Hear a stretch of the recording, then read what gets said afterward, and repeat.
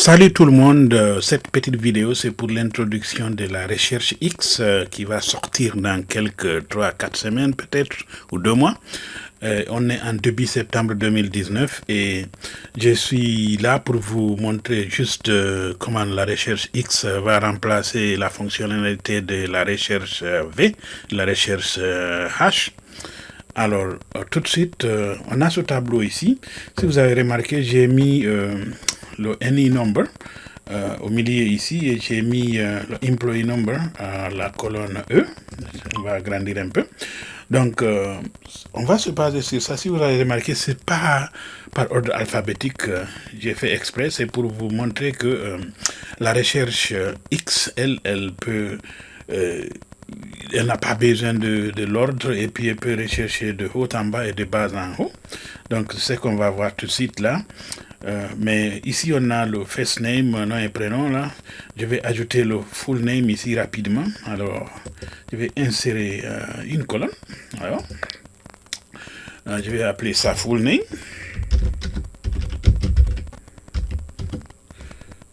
Oups. Voilà. Donc je vais mettre Abigail ici. Et puis Alain. Je vais entrer.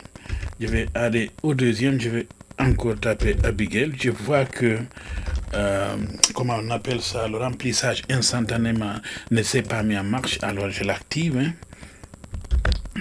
Donc il a rempli automatiquement les dessins une ligne pour moi. Donc c'est bon.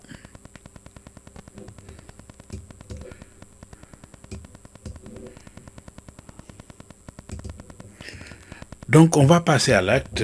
On a ce tableau. Vous savez, la limitation pour ceux qui ont utilisé la recherche verticale, c'est que la donnée qu'on devait rechercher de base devait être toujours à gauche pour regarder à droite. Il fallait passer par les équives et puis, comment on appelle ça, les index pour résoudre ce problème. Alors, c'est ce qui a été résolu effectivement par la recherche X. Donc, si on va aux données ici, je vais choisir employee number ici, comme c'est qu'on va utiliser ça, hein, la colonne là. Donc, ici, on va choisir une validation. Donc, sur les données là, je vais aller à la validation directement. Hein. Validation des données. Alors, je vais choisir les options ici. Je vais choisir une liste. Hein. La source, je vais prendre à partir de notre table. Hein. Donc, d'ici, je vais choisir tout ce qu'il y a là. Donc, je valide. C'est bon. Donc, je n'ai même pas de message pour le moment. Je dis OK à ça.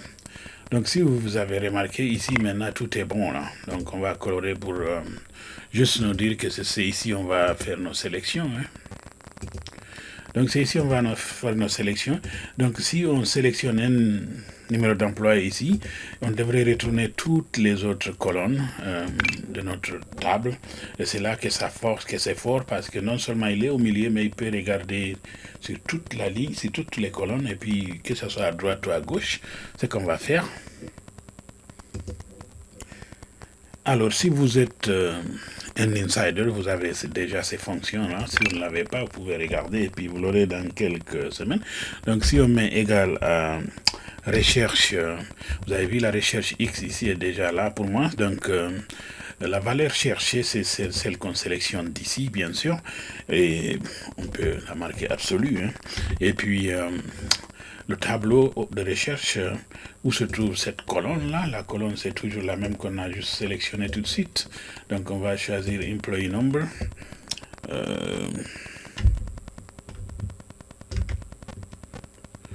Donc,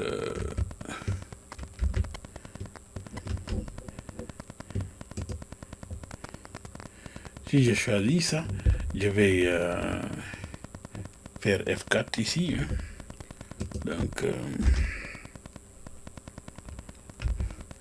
et puis maintenant, on va sélectionner toute la table. Hein.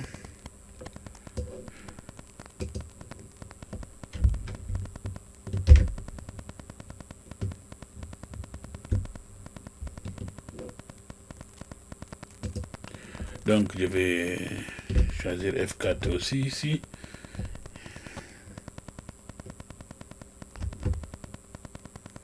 Ok, on va mettre 1. Donc on n'a pas besoin de mettre... il y a une autre... je vais vous montrer l'autre colonne qui vient, c'est correspondance exacte avec élément inférieur suivant. Ça, c'est très important pour la recherche X. Mais bon, ici, automatiquement, il nous prend la valeur exacte. Hein, donc, on n'a pas besoin de spécifier ça. Ici, il nous met notre... c'est pas disponible parce qu'on n'a rien sélectionné. Alors, si vous avez remarqué, il nous a retourné toutes nos données ici. Et c'est ce qui est fantastique parce que c'est ce qu'on recherche. Maintenant, on peut utiliser ça pour faire une petite base de données. On verra tout de suite. Mais ce qui est sûr, c'est que c'est très puissant. Si on voulait seulement retourner la valeur d'une colonne, on devrait juste changer notre sélection et puis sélectionner juste la colonne au lieu de toute la table. Donc c'est très important ça. Voilà, pour matérialiser comme je viens de dire, si on a cette table ici, là, la table Healthcare System, on a toutes ces données là, le nom de l'hôpital, l'adresse, provider, tout ce qui s'ensuit. On veut créer une base de données. Également, remarquez que c'est une grosse table de 4827 lignes. Donc, on peut créer une petite base de données que je me suis amusé à créer une petite base de données ici. Suivant toujours les mêmes principes qu'on a tout juste vu. Et les valeurs là sont juste venues d'un seul appel à comment on appelle ça, à la recherche X, et on a lié ces cellules-là aux cellules de retour, là, de résultats, mais c'est fantastique. Donc si on sélectionne un provider number ici, automatiquement, vous voyez que tout est remis à jour là. Bon, c'est très puissant comme chose avec moins d'efforts. Hein. Voilà un petit tableau de vente ici, là, que j'ai juste imaginé. Si on sélectionne le pays ici, bon, ça vient de cette liste de pays ici, si je dis la sélection ici, c'est comme ce qu'on a déjà vu. Si je sélectionne la Guinée, par exemple, on a des valeurs qui, sur toute la ligne ici, qui seront retournées.